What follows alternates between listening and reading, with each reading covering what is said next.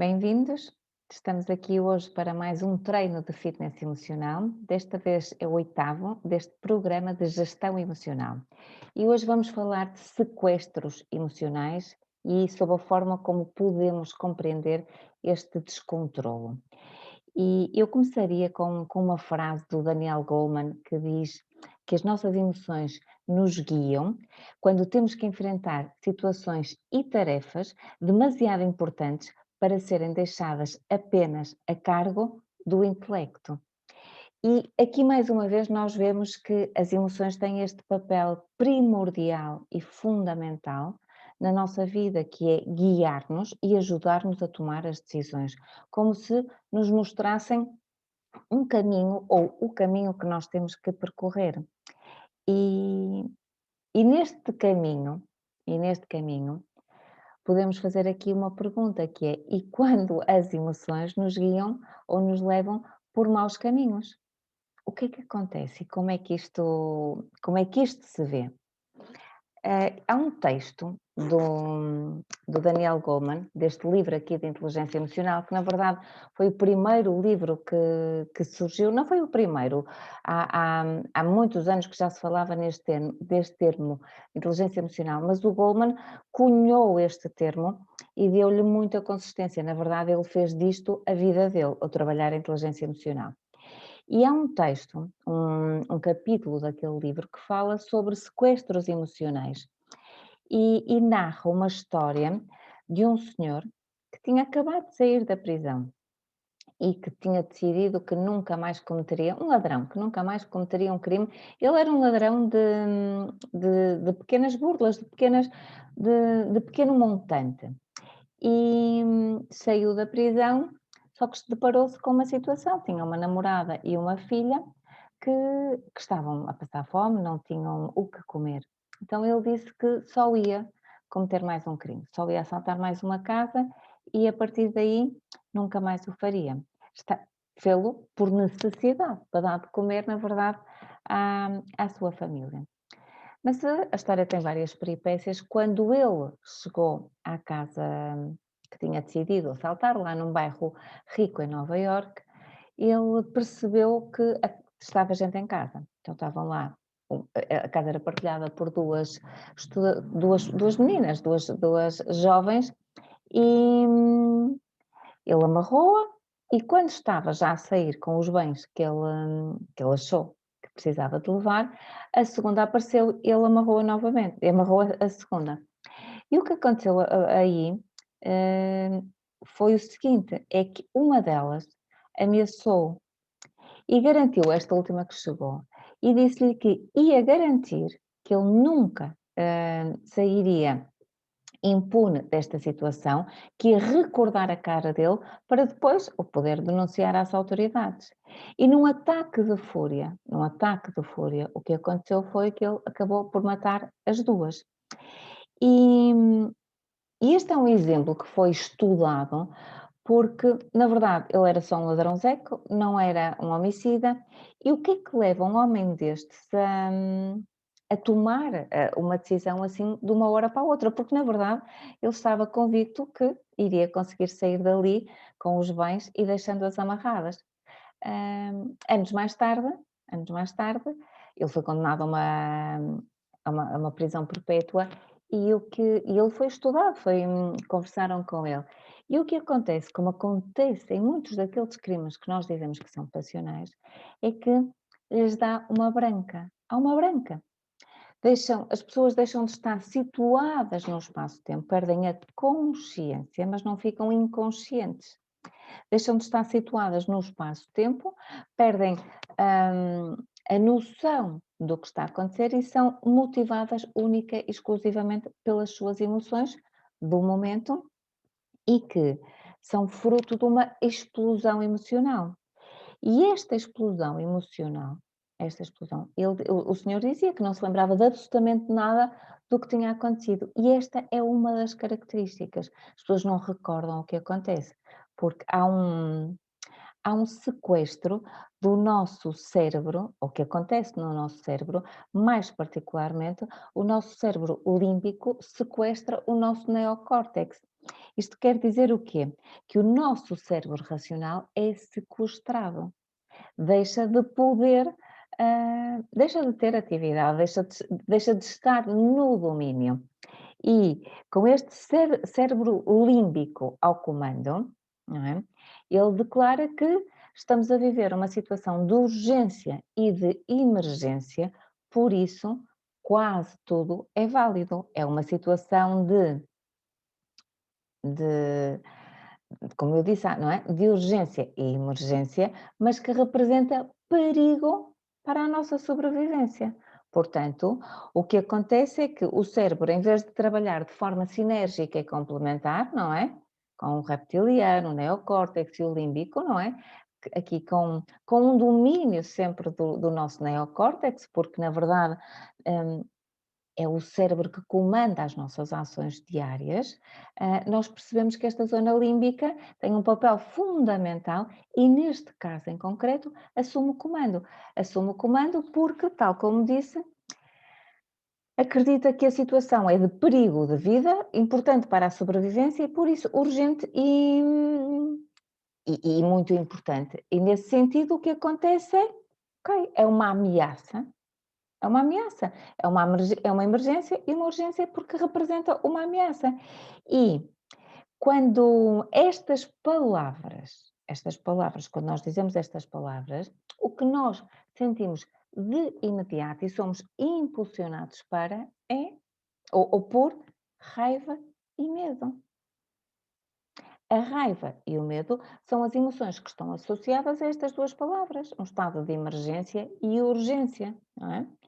A raiva porquê? Porque quando nesta situação em que nós estamos em risco de vida, há qualquer coisa, não é? Que também temos que fazer, agir. Então, se nós nos lembrarmos que em caso de, não é, de emergência, de risco de vida, nós temos sempre uma situação de defesa ou ataque. No medo também temos fuga ou ataque. E o que acontece é que estes sequestros se dão de forma, digamos, exuberante. E nós temos um caso também muito conhecido em Portugal, em que isto sucedeu, e foi também em Nova Iorque. Era o caso daquele jovem modelo chamado Renato Seabra, não é? Que assassinou um senhor chamado Carlos Castro e, e o crime teve contornos hediondos e macabros, não é? E o que é que nós percebemos? Que este miúdo, não é? Porque na altura ele era um miúdo, foi profundamente influenciado pelo medo inicialmente, tinha que ser, algo aconteceu que o fez ficar numa situação de medo, mas era uma situação cumulativa, portanto a raiva surgiu depois. Os contornos do crime só são explicados pela raiva. Ora, estes sequestros têm que acontecer em microsegundos, porque se o nosso cérebro racional pudesse perceber o que se estava a passar, de todo que as pessoas agiriam da forma que agiram. Mas, como não se percebe o límbico, não é? As emoções assumem o comando e, como é declarada uma situação extrema de risco de vida, as emoções assumem do comando, não há limites para o comportamento humano.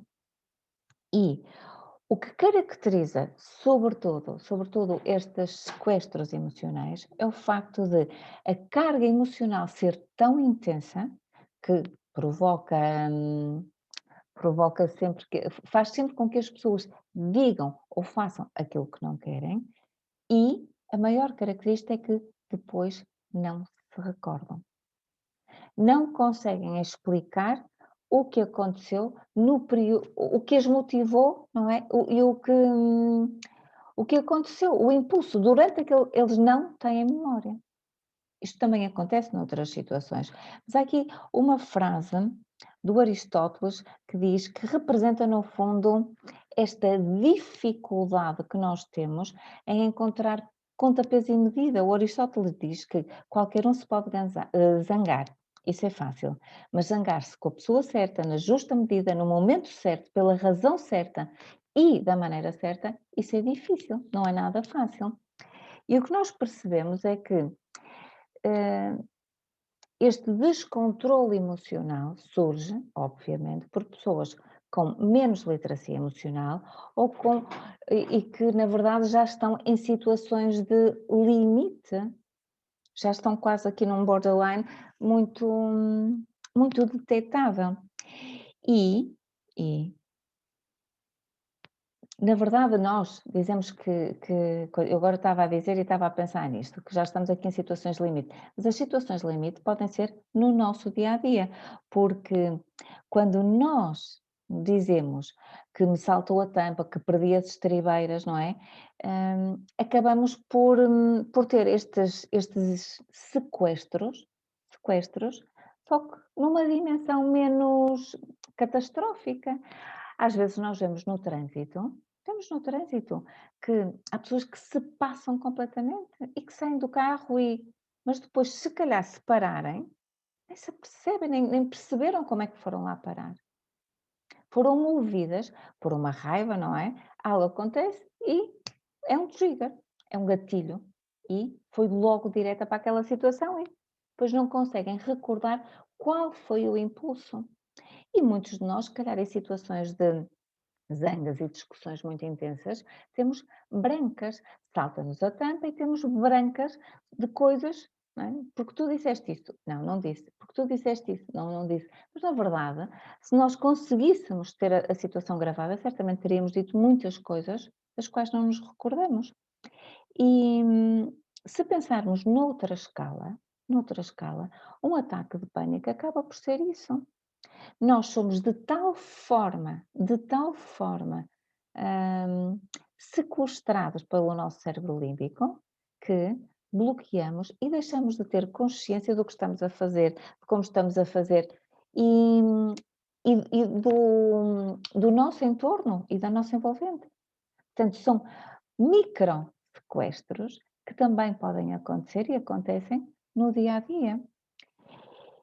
E o importante aqui salientar é que não tem que ser tudo exuberante, porque a tristeza também pode provocar isto. Quando nós temos emoções muito, muito intensas, isto pode acontecer, por exemplo, com a tristeza. Quando alguém recebe uma má notícia, mas quando eu digo uma má notícia, normalmente as coisas estão associadas a perdas e a lutos que vão ter que ser feitos, a mortes de pessoas muito próximas. Pode acontecer isso. Pode haver um sequestro, ou seja, a emoção é tão intensa que a pessoa sente aquilo, desmaia, apaga, mas não processa. Depois, quando vem, não tem memória de nada do que aconteceu. Há um shutdown pela dor. E agora, fiquei a pensar se eventualmente outras emoções podiam causar isso, nomeadamente emoções como a alegria. A dificuldade é que aquele pressuposto de que depois não nos lembramos, dificilmente acontece com a alegria. Então, o que nós vemos é que para nos despertarem estas emoções tão fortes, normalmente só a raiva e o medo. Só a raiva e o medo. E já tem que haver terreno fértil para que este sequestro emocional possa acontecer. E normalmente tem que haver um conflito interno. Um conflito interno que esteja baseado em valores, em crenças limitantes, algo em nós que já conflitua. Sem conflito interno é muito difícil que isto, reparem, a situação do trânsito. Dificilmente uma pessoa que esteja em conflito interno consegue ter esta reação exuberante e depois ter um sequestro ou manifestar esta sensação de sequestro emocional sem que haja algo dentro dela. Tem que haver um terreno fértil para aquele trigger, ou seja, aquele gatilho tem que ter pólvora, porque senão é um gatilho que não faz depois nada a arder. Portanto, tem que haver um sequestro, um conflito emocional baseado numa crença limitante, num conflito de valores, algo. Ou então, também, emoções não vividas, emoções não processadas, emoções não assumidas. Tem que haver aqui um embutamento que depois, claro que quando vai enchendo, nos faz saltar a tampa e pode haver esta exuberância. do nosso comportamento. Provavelmente, no caso do, do Ricardo Seabra, terá sido isso que aconteceu. Ele terá, provavelmente tinha que ter conflitos internos e conflitos de valores nele, mas tem que ter havido um embotamento. Ele tem que ter guardado, engolido e não processado muitas emoções. Ele saberá pelos motivos que foi, mas provavelmente tinha que haver aqui esta necessidade que ele tinha de querer ser uma figura pública, de se ingrar no mundo da moda e, por outro lado, não é? Uma suposta heterossexualidade, não homossexualidade, tinha que haver aqui algo que foi um conflito, um clash de tal forma exuberante que depois isto acabou por acontecer. E, por último, o motivo que leva a que isto aconteça é que nós não vemos os sinais. Isto é, nas situações que nós já falamos, nós sabemos que nós vamos vendo os sinais ao longo dos tempos e certamente estas pessoas, eu digo que um Renato Seabra terá ouvido, não é? Uma voz interna, terá sentido o conflito.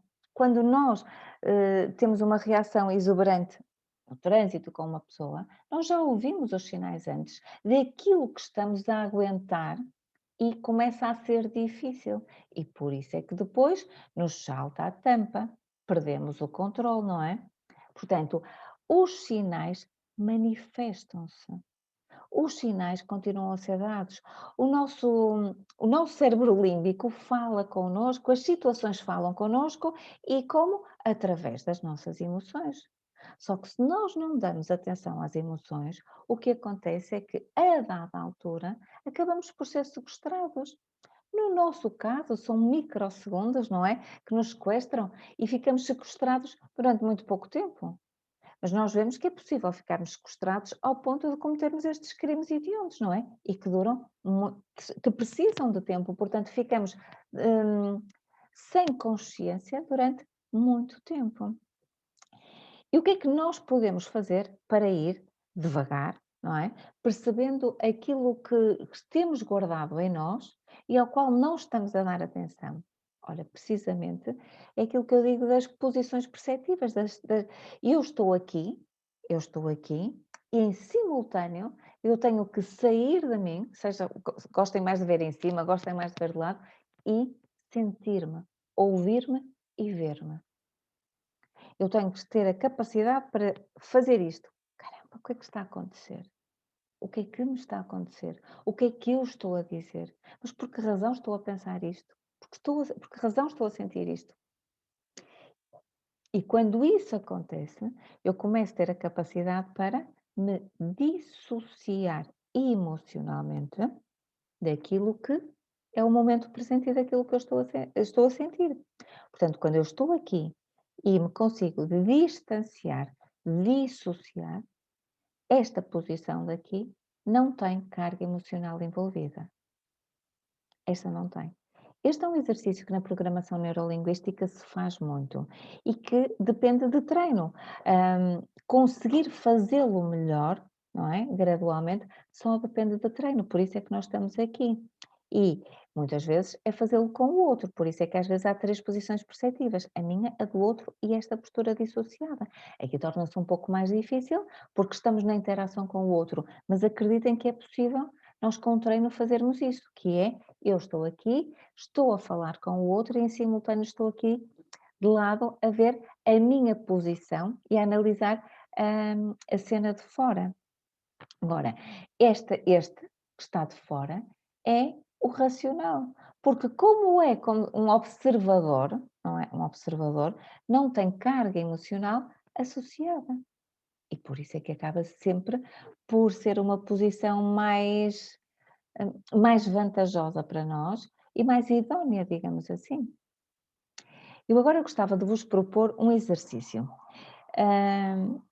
E é um exercício relacionado, obviamente, com este treino de hoje. O que eu queria era que vocês procurassem uma situação em que vos tivesse saltado a tampa. uma situação em que vos tivesse saltado a tampa, uma situação em que tivessem perdido o autocontrole de forma exuberante. É óbvio que não precisa de ser um sequestro emocional, certo? Mas vamos buscar uma situação em que tenham reagido de forma exuberante, que vos tenha saltado a tampa. Vão para essa situação, recordem a situação, vão até à situação, sintam-na, vejam-na, vivam-na e, sobretudo, associem-se ao momento em que vocês lá estavam. O que estavam a sentir, o que estavam a dizer, o que estavam a ver. Não é? Estavam a presenciar e a viver naquele momento. E depois, tentem sair. Tentem sair e observem-se de fora. Reconheçam, não é, a situação e, sobretudo, tentem identificar a emoção que está envolvida na situação. Se vos saltou a tampa, vocês já sabem como é que é. Né? Sentimos raiva, provavelmente estamos a sentir um medo profundo. Porque são as emoções que mais nos impelem para a ação. Portanto, à partida, uma destas duas. Depois de a identificarem, percebam, não é? O que esta emoção vos estaria a querer dizer? O que é que ela vos estaria a querer dizer? Naquela situação em concreto, o que é que ela vos está a querer dizer? Vocês já sabem que a raiva é sempre uma questão de limites. Limites que não foram respeitados por nós, normalmente, ou pelo outro, que deixamos que ele os transpusesse. No caso do medo, é uma situação em que nós nos sentimos em perigo, portanto, temos que nos defender, fugir ou atacar também. E depois de percebermos o que esta emoção nos estaria a querer dizer, vamos perguntar-nos se havia sinais de alarme prévio. Isto é, se já havíamos sentido aquilo antes, em situações semelhantes ou mesmo na interação com aquelas pessoas ou com aquela pessoa, em situações iguais àquela, e se já havia sinais de alarme prévio. Se havia sinais de alarme prévio, certamente que os havia, vamos estar alerta relativamente ao desconforto que o nosso corpo sentiu nessas situações. Como é que é? Quando o corpo nos alerta, não é? Como é que é?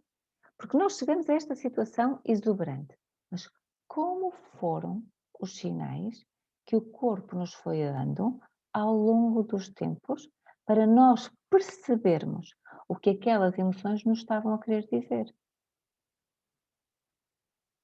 Quais foram esses sinais? Ou né? Sinal ou sinais. E neste exercício, nós acabamos por perceber que quando nós chegamos aqui ao descontrolo, já antes, e na maioria das vezes, muitas vezes antes, o nosso corpo tentou transmitir-nos uma mensagem. Como? Sentindo aquela emoção, sentindo aquele desconforto.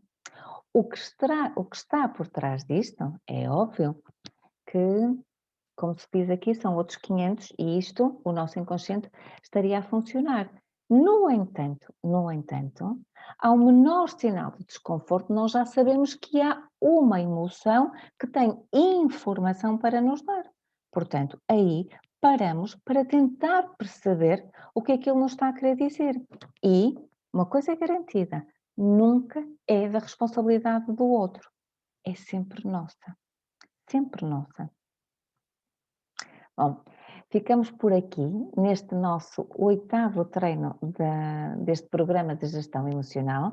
Temos encontro marcado na próxima semana e na próxima semana já temos treino em direto, porque não é feriado. Sim? Fiquem bem, votos de uma excelente semana para todos e bom feriado.